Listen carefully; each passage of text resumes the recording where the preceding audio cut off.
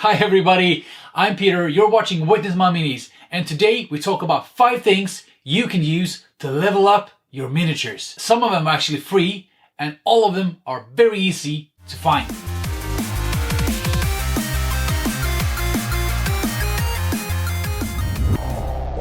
Silica gels that you get when you buy textile products or even some electronics. They're made for soaking up moist in the packaging. Before I began in this hobby, these were just instant trash. But ever since the hobby goggles got turned on, I'm starting to get to looking at stuff like how can it be used. And these have been very useful in making oozing bubbles in polluted water. I even used them to make light bulbs in a stoplight that I made, and even as a part of a magical banner on a diorama I made. So don't throw them away. Before planning any OSL, it's always nice to see what kind of effect it will have on the miniature. And that's when these guys come in handy. These are small lights used for keychains, but I use these and point them at the miniature to see where the most striking angle will be for my OSL. I got them in 3 different colors, green, red and blue. What I do, as I said, I just angle them. I see if I can find that perfect spot beforehand. I can even plan out 2 different light sources at the same time because I have more lights. With that said, you can use this easily, buy one light with one color and then just go in with an app like Photoshop, change the color afterwards if you want to see the different effects that the colors would have. If you want to see something I did with this, click the video up top, 3 different light sources that I planned with these lights.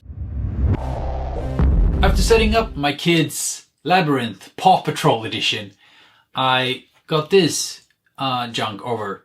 But for me, with the goggles on, I realized it might not be junk. It might be a perfect stencil for my airbrush. With this, I could get perfect circles for every kind of planet that I want to put on my backdrop. Yeah, you get the point. And that got me thinking, stencils are all around us. I even got a puncher for leaves from Green Stuff World, and I can just punch holes in a regular paper and have stencil for leaves. My partner does scrapbooking. I have teddy bears, I have butterflies, I have a star. I mean, there's all kinds of stuff if I want to do cute stuff. Even if I just want a shape to start off my freehand with. And I'm sure that you guys not only have Paw Patrol edition at home, you guys probably have a lot of cool games with a lot of cool tokens to add on your next tank or your next project. The brush pen.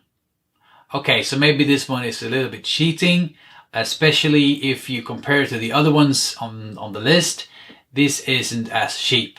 But okay, the brush pen I found because my partner is lettering, and you've heard about micron pens, I guess. Small dots that you can do pupils with. This was a part of the same set, but it's a brush. So it has a tip brush, and if you want to do like small freehand, small work, like if you want to write text in a book, done. Not that hard. The tip will never go dry on you. It will never fray.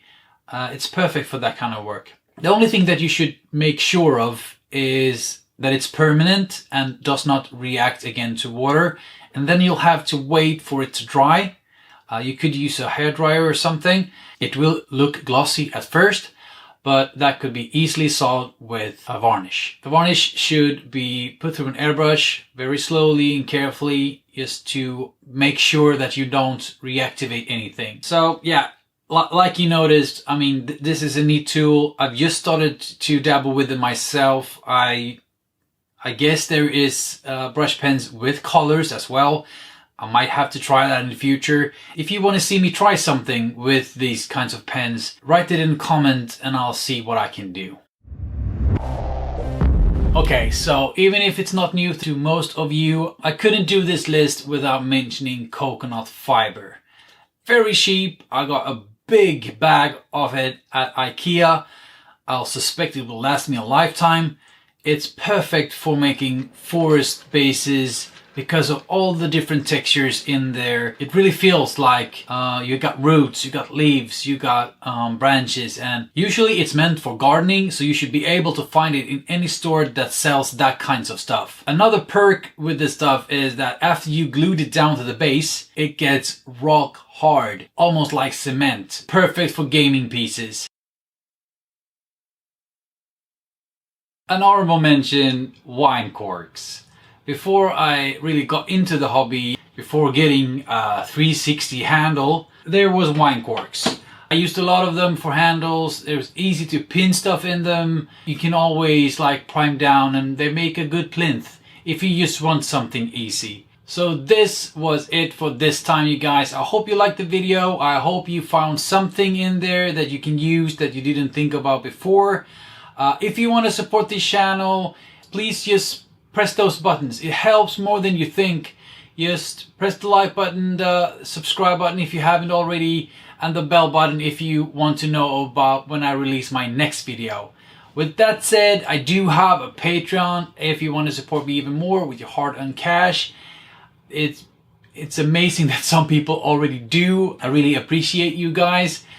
Me and Björn over at Beer in the Brush have a podcast, and we get to hang out with amazing people in our Discord. We want you there to come and hang out and come and hobby with us. Thanks for this time, you guys. Peace!